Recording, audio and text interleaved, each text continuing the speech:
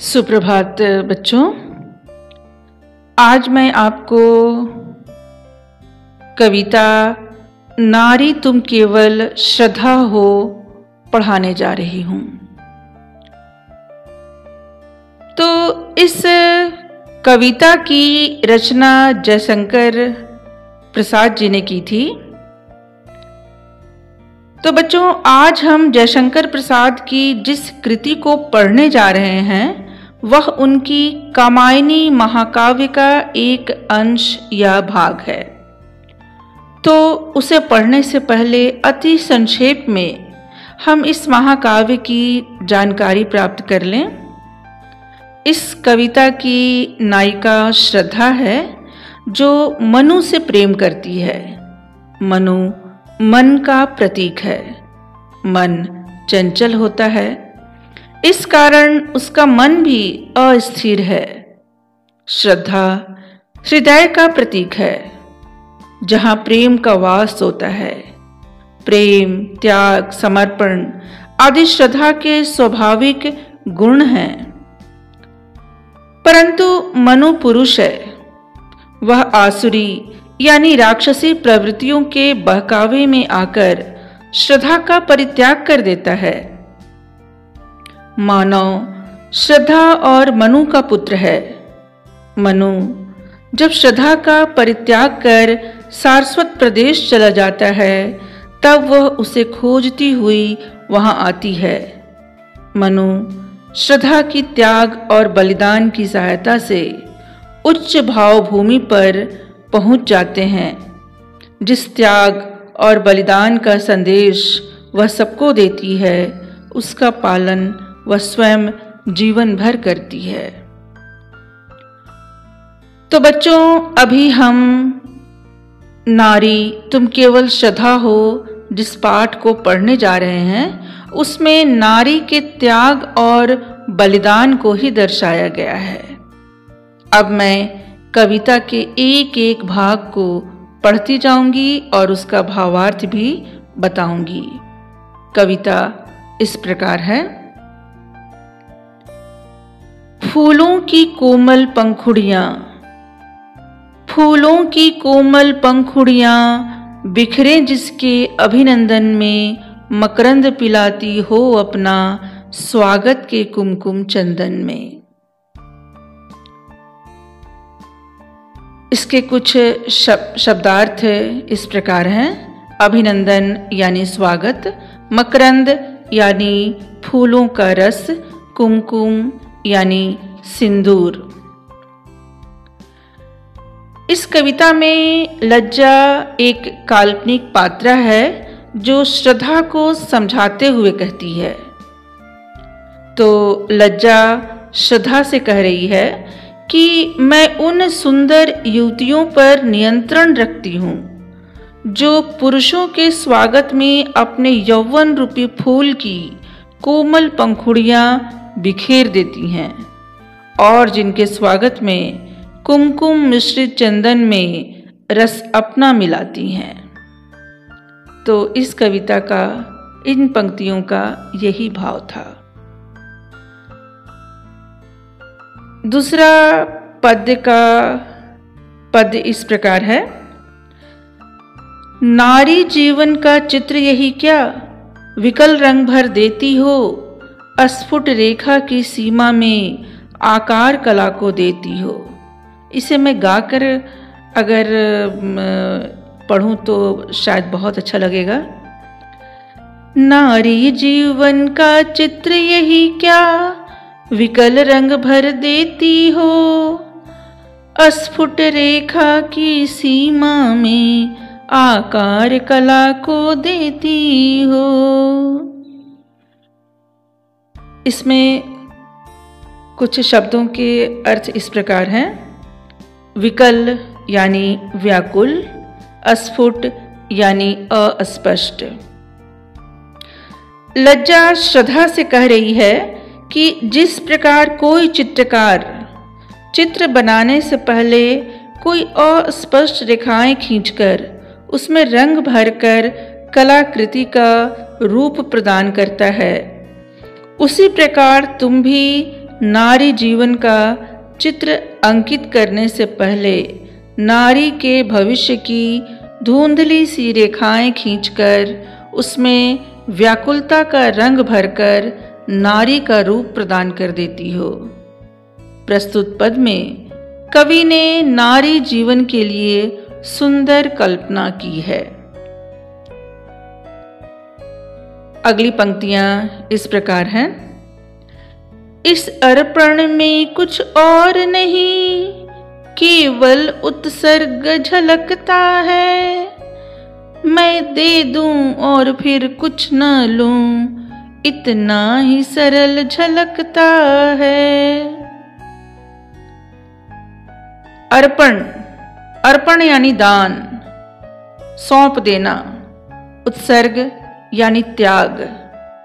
श्रद्धा जो मनु से प्रेम करती है और जिसने उसके लिए अपना सर्वस्व समर्पित कर दिया है, कहती है कि मेरा यह आत्मसमर्पण किसी स्वार्थवश नहीं है, इसमें तो मेरी त्याग भावना ही प्रधान रूप से है। मेरे रस से भरे हृदय ने तो सिर्फ देना ही सीखा है, वह लेना नहीं जानता। मैं दे दूं और न फिर कुछ लूं, अर्थात मैं सिर्फ देना जानती हूं, मैं लेना नहीं जानती।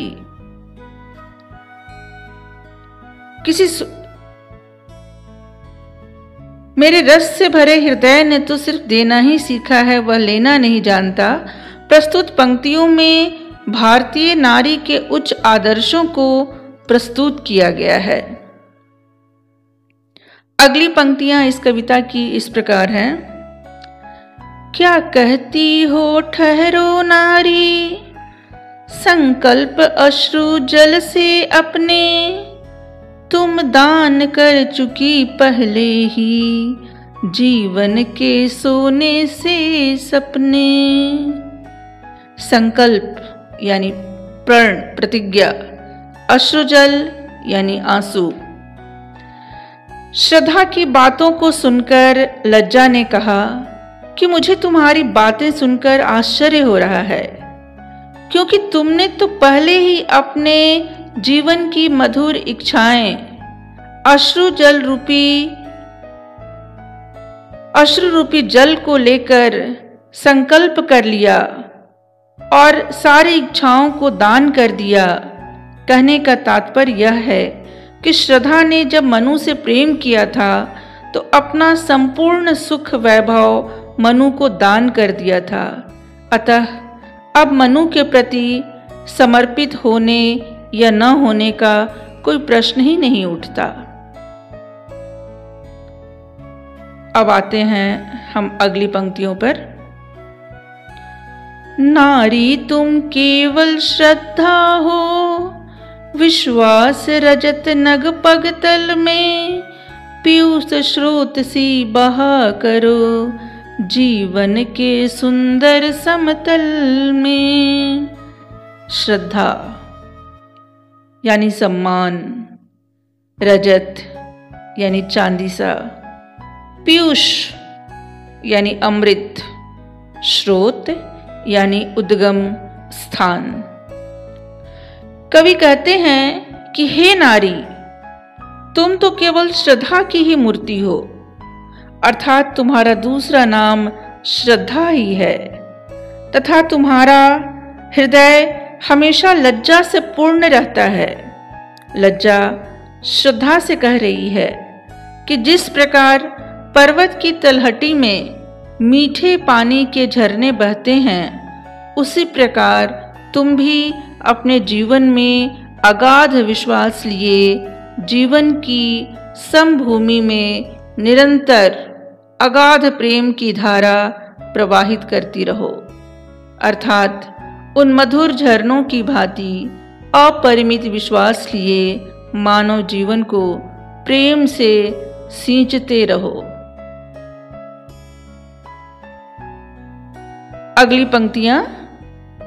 देवों की विजय दानवों की, हारों का होता युद्ध रहा, संघर्ष सदा उर अंतर में, जीवित रह नित्य विरुद्ध रहा। दानवों यानी राक्षसों, उर अंतर यानी हृदय के भीतर। लज्जा श्रद्धा से कहती है कि आज तक का इतिहास साक्षी है कि देवों और दानवों में हमेशा युद्ध होता रहा तथा अंत में देवताओं की ही विजय होती है। अतः हृदय में भी सत्य और असत्य की भावनाएं एक दूसरे की विरोधिनी हैं और उन दोनों में भी संघर्ष चलता रहता है। पर इस संघर्ष में भी सत्य की विजय और असत्य की पराजय होती है। लेकिन जिस प्रकार विजेता के सामने पराजित को अपना सब कुछ सौंपना पड़ता है, उसी प्रकार तुम भी मनु के समक्ष आत्मसमर्पण करने के लिए तैयार हो गई हो। अगली और अंतिम कुछ पंक्तियां इस प्रकार हैं। आंसू से भीगे अंचल पर मन का सब कुछ रखना होगा, तुमको अपनी स्मित रेखा से यह संधि पत्र लिखना होगा।